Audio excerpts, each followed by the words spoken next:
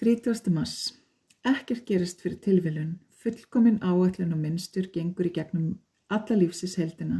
Þú ert hluti af heildinu og þess vegna hluti af þessari fullkomnu áætlun og mynstri. Þegar þú upplifir undarlega atburði í lífinu þínu og undrast hvers vegna þetta kemur fyrir þig, skaltu gefa þér tíma, skoða hvernig það passar inn í mynstrið og þú sérð það er ástæða fyrir öllu. Ástæðarnar eru ef til vill ekki þær sem þú áttu von á. Vertu engu síður fús til að sætta þig við þær, læra af þeim og streitast ekki á móti.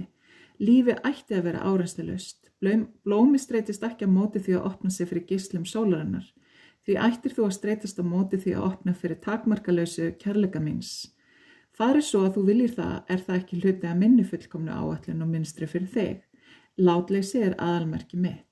Hafðu því lífið látlaust, vertu í stöðugu sambandi við mig og sjáðu það opnast í kærleika mínum.